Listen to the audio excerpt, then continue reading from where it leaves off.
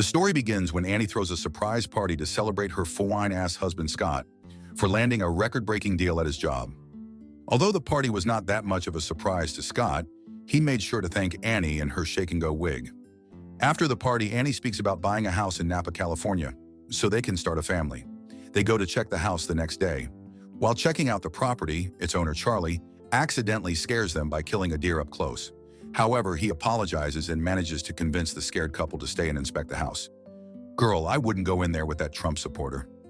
Charlie mentions that he raised 2 kids but lost his wife to cancer 2 years ago. Hearing this makes Annie feel bad for him, but it seems as if he's over it.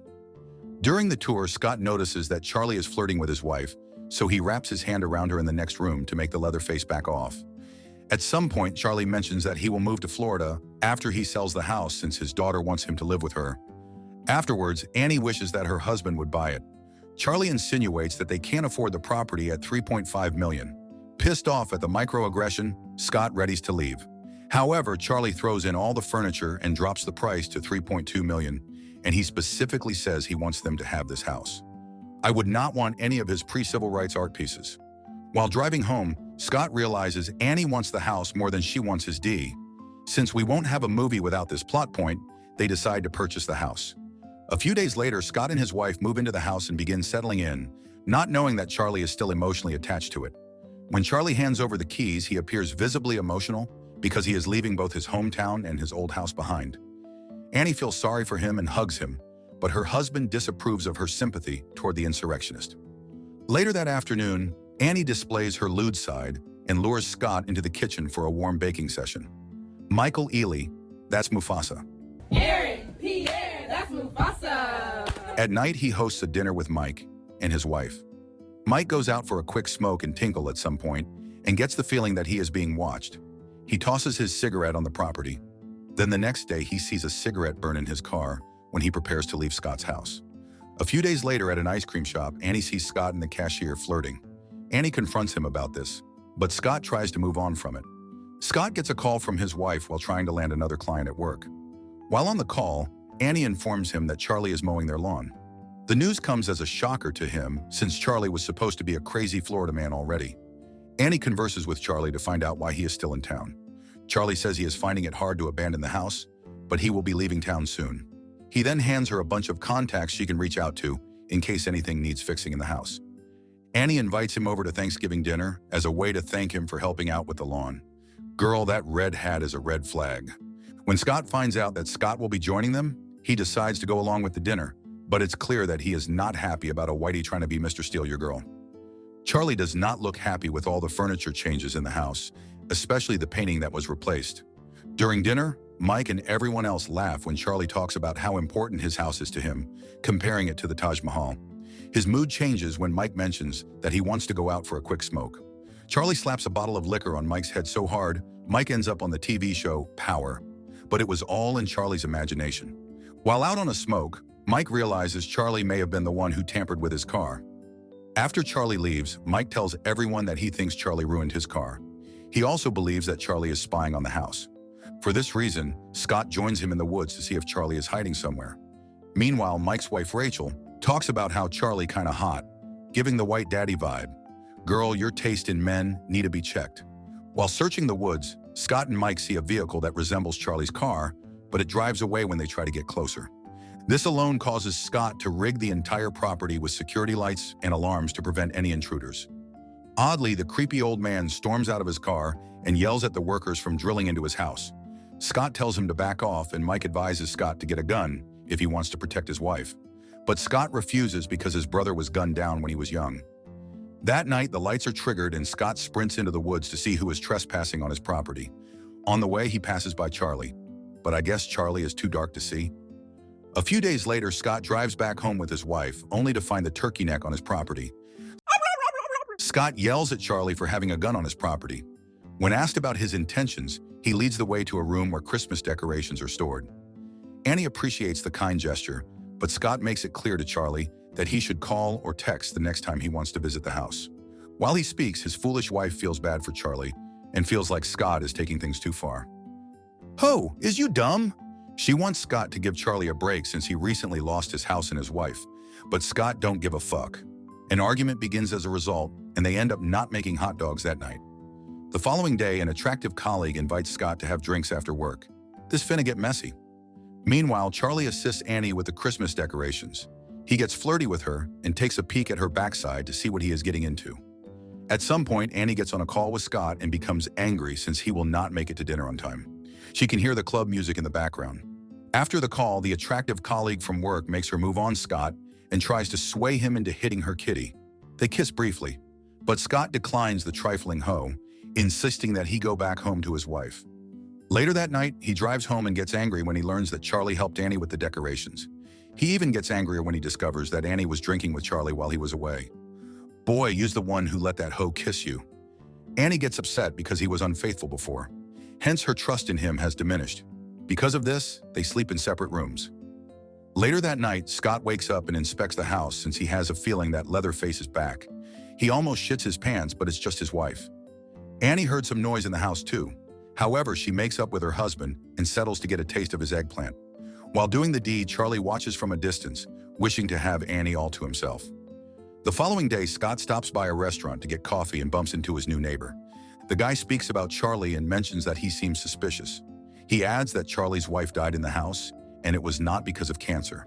Rather, it was said that the woman took a shotgun and blew her brains out.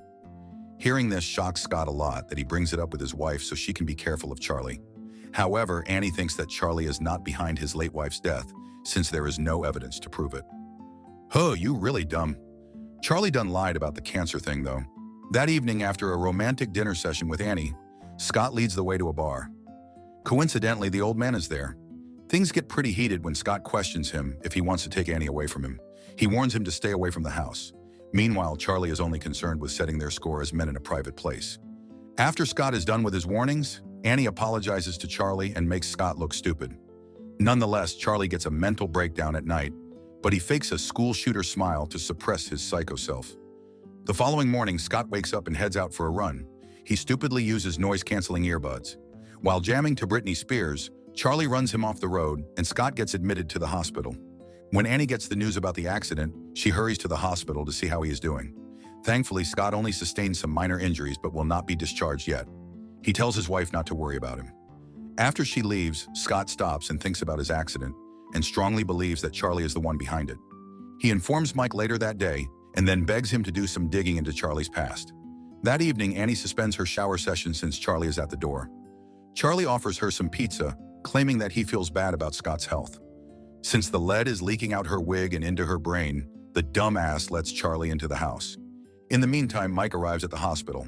He mentions that Charlie was into some deep legal shit, which caused his entire construction business to crash. He had lawsuits filed against him and ended up owing people lots of money. Hearing this makes Scott realize that Charlie did not sell the house because he wanted to. Rather, he sold the house because he needed the money. This realization makes him beg Mike to check on Annie on his way back home. Meanwhile, the same Annie is enjoying pizza with Charlie and is too dumb to realize that Charlie just wants to punch her kitty. Mike arrives at the house shortly and is shocked to see that Charlie is in the house with Annie. Mike attempts to take a closer look. However, Charlie looks out the window and spots him from a distance. Just like that, he makes a run for his life, but Charlie grabs the axe and catches up to him in no time. When Charlie sees that it's Mike, he temporarily lets go of his killer instincts and walks him away from the house. Charlie threateningly makes Mike have a cigarette to calm his nerves.